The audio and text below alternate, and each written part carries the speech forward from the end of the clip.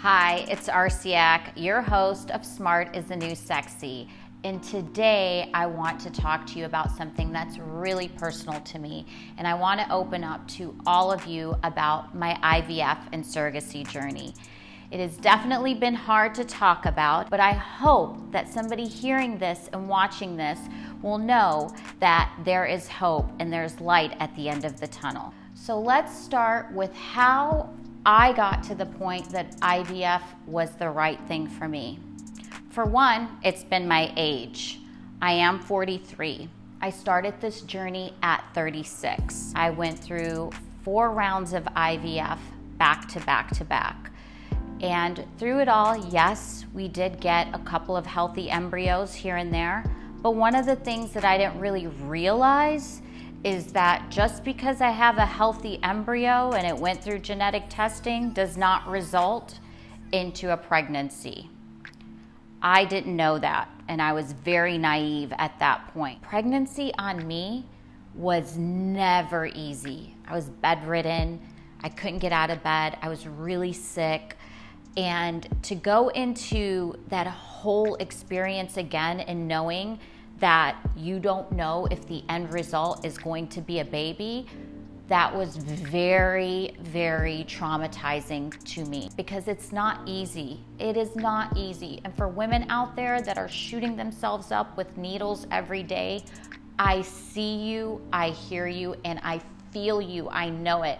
I had to do it. I had to do it. I had to give myself shots every day. After 4 rounds of IVF that I had gone through, and in between, I had gone through miscarriages. I had embryos, and I decided to sit on them for a while because I wanted to, again, figure out what is going to be the best option for me and my husband to start our family. The doctor had said to me, maybe you should look into surrogacy. And at that time, I know I've heard about it and I've seen other women go through it. Actually, one of my friends went through it. So after talking to her and talking to my husband and I sat down because, again, I had to see how he felt about it. And I will tell you this, there was a lot of prayer going into that. We really amped up our therapy sessions because at one point it was a blame game. Well, it's your fault. Well, it's your fault. No, it's your fault. And we had to both come together and really understand that we're both in on it together and we both want the same thing. And getting frustrated and being at each other's throats isn't helping. So we did a lot of therapy. I was also able to understand his point of view and his positioning, because I was feeling some type of way that I felt like it was my fault. And all along, he was feeling like it was his fault.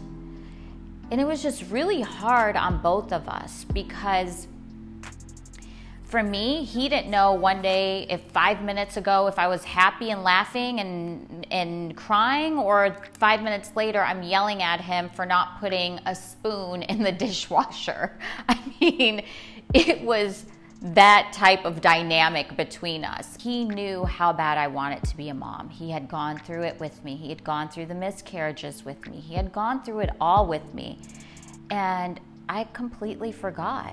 I forgot because I was so involved in what I was going through and what I was feeling that I forgot, wait, he's with me. I mean, he's in it with me. He's my husband. It takes 2 of us to make a baby.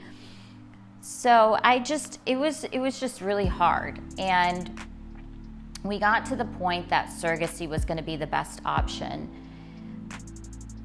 That started another therapy session. So that day came, April 17th of 2020, in the midst of COVID. We were all on lockdown. I was waiting to talk to my surrogate. She was calling me via FaceTime, and that's how we did our doctor's appointments because she didn't live here. She lived out of state. And due to the fact of she was sick, we couldn't do our 20-week appointment when we were supposed to. We ended up doing it at 23, almost 24 weeks.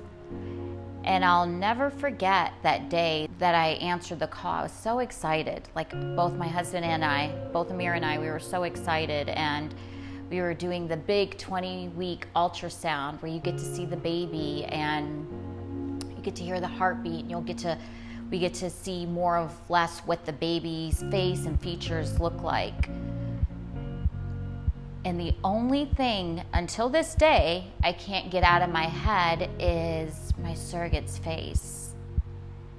I didn't know what to say. I didn't know what to think. There's so many things going through my mind at that moment. And she was crying. And I was like, well, maybe she has to deliver. Okay, well then it's early. I've heard of babies being delivered early at 6 months.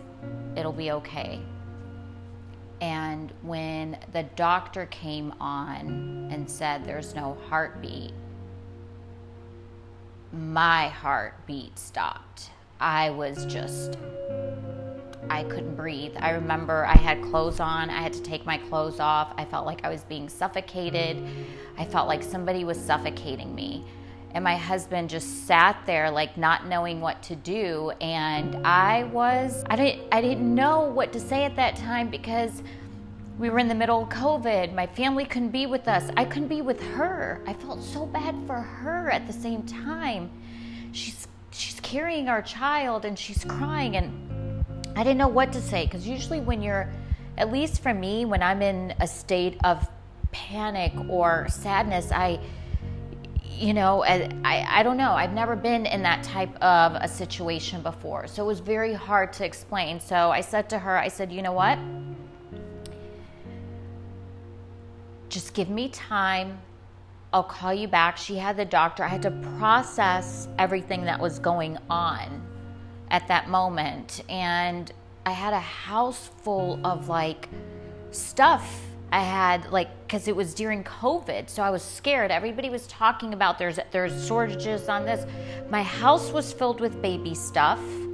My surrogates on the other end having to go through this. The doctor, my husband, me, myself, and I didn't know what to do. She had to deliver him. And that was another thing that was just awful. I remember just going through those whole 2 days, and that whole night I couldn't sleep. I just couldn't sleep. I felt so bad for her. I felt bad for me, my husband. There was just so many different things going through my mind. So she delivered him, and it was a boy, and we gave him a name. And I just couldn't believe that a week prior to this, I was applying for his birth certificate, and then a week later, I'm applying for the death certificate. So the nurse calls me the next morning and tells me that, she delivered the baby and that she's doing good. Her husband's with her. And what do you want to do with the baby? And I was like, I don't know. I don't know. I didn't know. What do you do? She's like, well, we have a funeral home that they'll call you and you can make arrangements. And I was like, what? I couldn't believe that I was hearing this, but yet again, it's a baby. It's 6 months. 6 months. So then I was like, you know what? I have to pull it together. So I pulled it together, and I talked to the funeral home. I did what I had to do. I talked to my parents. At first, they're like, why don't we just send the body to us and we can bury the baby, here. It was just so many different things. You guys, when I was going through it, I couldn't. I was just going through the motions. So the best thing was cremation. And we cremated him. And before we did that, we had a priest come out. She had a priest come out and baptize him and do all these little photos that it took me months later to go through to actually see what he looked like. And it was just a really hard time. I will say though, through that time, because our families couldn't come, They scared the hell out of us with COVID. You know, you can't breathe, see, you know, if someone leaves your house, they're going to catch COVID. Like, it was just crazy. So it was just my husband and I, and we went through it. And we're like, you know what? We're going to get through this. And I just had to fight it. I had to fight every emotion, everything. I just had to go through these emotions and just deal with it on my own, and my husband.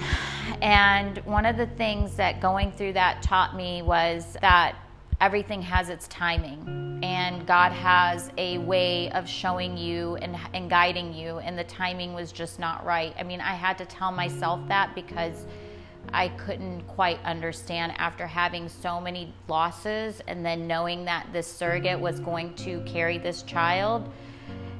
It was just crazy to me. At first, before we got the autopsy, I was like, but wait a minute, I did everything that I was supposed to do. And you just never know. You just never know. With pregnancies, anything could happen. And we ended up cremating, and we ended up just waiting everything out until we were able to see what was happening with COVID and the environment that we were around. And luckily I still had embryos, because it was the first embryo that we tried, and she got pregnant.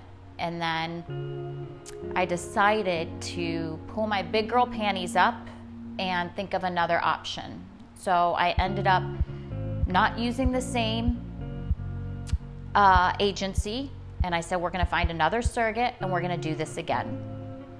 That's exactly what I did.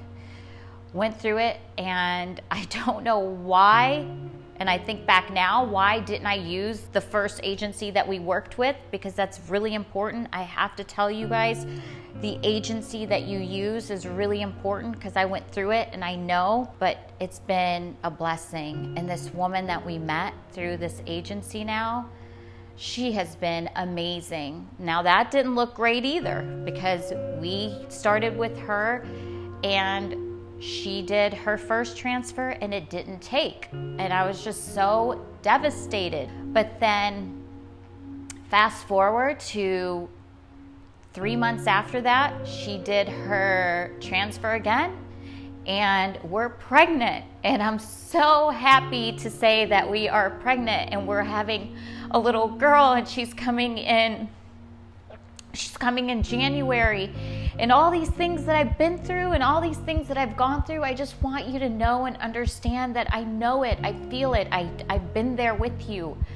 I know what it's like to struggle with pregnancies. I know what it's like to struggle with letdowns. I've been through it all, and it hasn't been easy. And trust me, our surrogate's out of state now too, but she's so amazing. She calls me all the time and tells me what's happening with the baby, and she set up all her doctor's appointments, and it's different this time. It just feels right this time. Everything about it, from the woman that's carrying our child, our little girl, to the whole process, to the people that we've dealt with, to the people that we've met through this whole journey.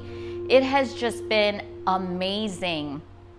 And I just can't wait to continue sharing with you my motherhood journey and how that's going to look like, and how are these going to come together, because this child now is a miracle child. And don't get me wrong, every time I get on the phone with my surrogate, I'm not gonna lie, there's still that PTS where I get nervous and I get scared, and I'm like, oh my God, are we gonna hear her heartbeat? And there it is, strong as ever. She's just a strong little girl that is just fighting her way to get into this world, and she chose me to be her mom, which is even more beautiful. So anyone that's watching this, anyone that's seeing this, and anyone that's struggling with their journey on getting pregnant and going through IVF and going through all of these different, emotions and feelings, just know the end result is so worth it. The years of fighting, the years of struggling, it has just been so worth it to me. I cannot wait until the day that I meet that little girl and I hold her in my arms and I see her and I see what kind of personality she has. Like, who does she look like? Does she look like me? Does she look like my husband? Her drive, her passion. I just cannot wait to see this little human being grow and come to life and just be in my arms. So just know that there is a bigger purpose out there for you. And if you're going through IVF, or if you're going through surrogacy, whatever it is that or adoption, whatever it looks like to you to start a family, it will definitely be worth it in the end. So I just want to say I love you all. Thank you for listening to my story, and I can't wait to continue sharing my motherhood with you, because I know I'm going to be reaching out to you for advice, because I'm going to need it.